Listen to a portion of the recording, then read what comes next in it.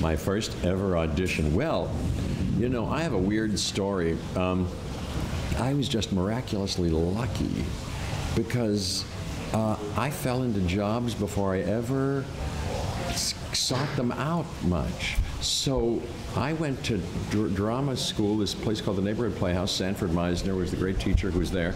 And in between the first and second year, they had called the school up.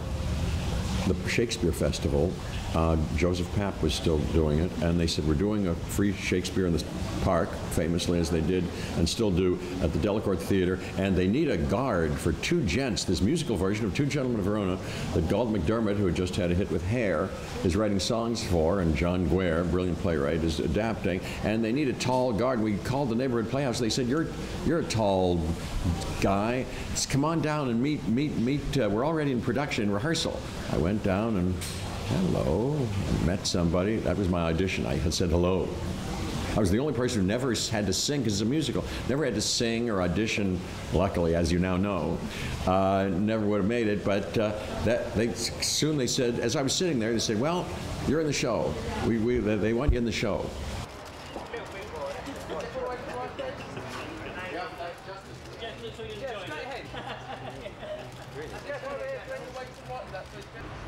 Well, really, they're fascinating, aren't they? Sure.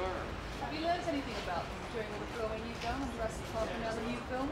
Very, very little. Surprisingly little. Then I did that show. It went to Broadway. It was the biggest hit the Shakespeare Festival ever had, won Tonys, and I understudied Eglamour and sang a song. I went on once, Eglamour, did I hear someone call my name? And then did that for a year, and then went back to school. Finished up a second year work, because it had interrupted my schooling, and then thought, well, I better seek employment now. I guess I got to get out of it. So I looked in the paper, and they said there's a cattle call for this show that originated in England called El Grande de Coca-Cola. And I went and showed up with a lot of other people and sang a little bit. There was some music in it, but mostly fooled around. It was a kind of funny show. I got the part. I got that part. And then Robert Altman saw me in that show and put me in a couple of movies, Nashville and next up, and California Split.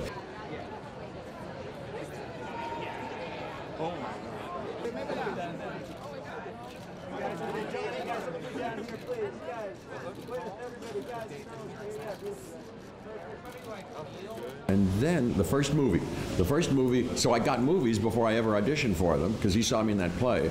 And then right around that time, the first movie audition, because an agent saw me and said, oh, we're going to send you up for some movie parts, little movie parts.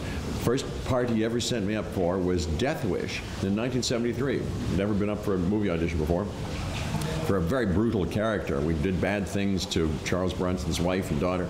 And there were a lot of bad-looking guys in the Gulf and Western building in New York, and waiting to go into this room with Michael Winner, a British director who directed that movie. And I went in, we improvised, we pretended there were ladies there, and we did bad things to them. And I sat there for a while, and I think I left, and my agent that day said, well, you got the part. They want you in the movie. And then I did that movie. And then it kind of went like that, you know. So those are my first couple of auditions. It was very lucky and kind of, but I was thrilled to act. I wanted to act in the worst way, and I'd stayed with Sandy Meisner for a year. I knew nothing. I was not very good, besides whatever flair I might have had, you know. And so I did whatever I did, but I've had a lot to learn. Thank goodness I kept getting chances, and still am getting chances to try to get better, for heaven's sakes.